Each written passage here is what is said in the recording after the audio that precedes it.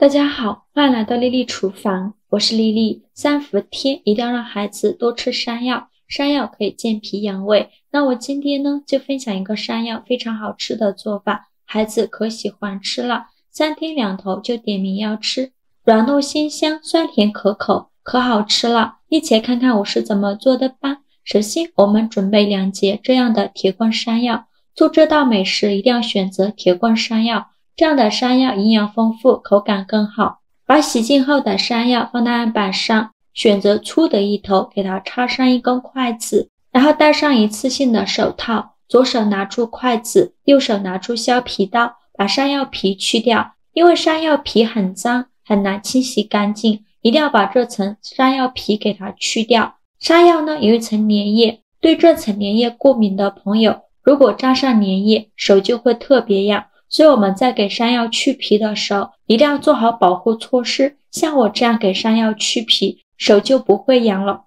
去皮后再把山药清洗一下，然后给它切成薄片，尽量切得薄一些，这样更容易蒸熟。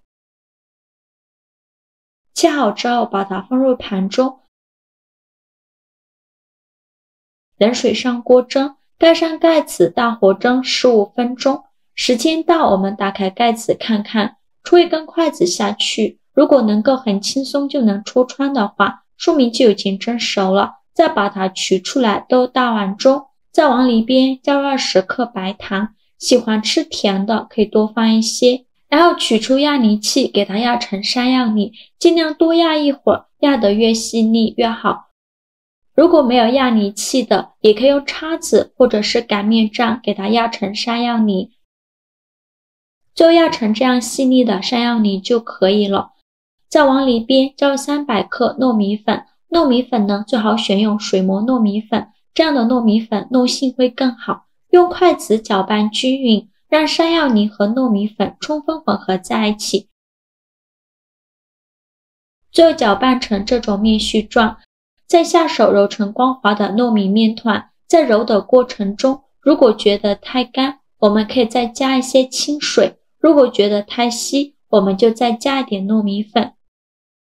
就揉成这样一个软硬适中的光滑糯米面团就可以。再戴上一次性的手套，就一小把糯米面团，大约是30克左右，用手捏一捏，给它捏得紧实一些，再放到手心给它搓圆，搓成和鸡蛋黄一样大小的小圆球，像这样子就可以了。再把它放入盘中，剩下的山药糯米面团用同样的方法给它搓成小圆球，依次摆放到盘中。全部搓好后，先放一旁备用。接着我们来调一个料汁，盘中放2勺番茄酱，再加2勺白糖，加2勺生抽，加2勺香醋，加2勺玉米淀粉，再倒入小半碗清水，用勺子搅拌均匀，让所有食材充分混合在一起，搅拌至白糖融化。搅匀后，像这样我们的糖醋汁就调好了，给它放一旁备用。锅烧热，不用放油，倒入适量的清水，开大火把水烧开。水烧开以后，把山药丸子一个一个的放入锅中，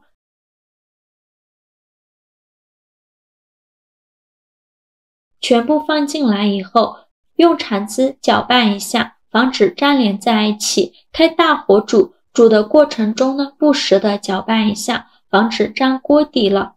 大概需要煮2-3分钟左右，煮这山药丸子全部漂浮起来，微微变色。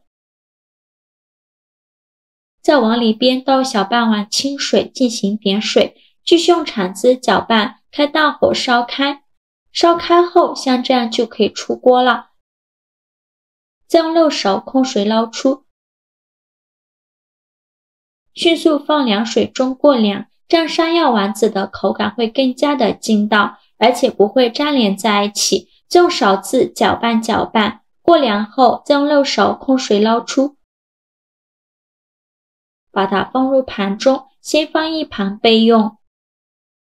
起锅烧热，放少许油，油热后倒刚调好的糖醋汁，用中小火慢慢翻炒，炒的过程中要不停地翻动，防止糊锅底了。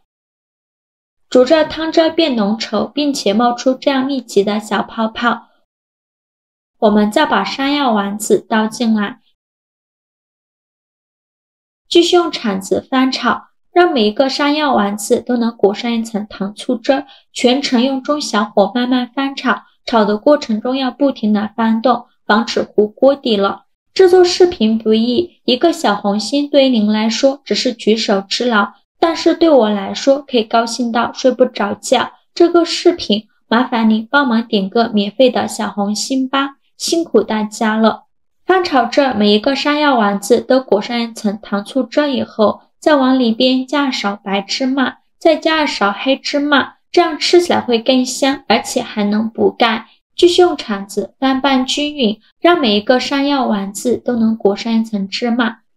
翻拌均匀，像这样就可以出锅了。再把它盛出来装入盘中，再把汤汁淋到山药丸子上，像这样非常好吃的糖醋山药丸子就做好了，色泽红亮诱人，看着就很有食欲。这样做的山药丸子软糯鲜香，酸甜可口，大人孩子都非常喜欢吃，做早餐、做宵夜或者是当下午茶都很不错，软糯开胃，一口一个，热乎乎的又顶饱。我家孩子一周吃6次都没吃够，吃腻了用红糖煮的小圆子，感觉这口味真的很不错，不但孩子喜欢，连大人也觉得很好吃呢。喜欢的朋友就赶快收藏起来试试吧。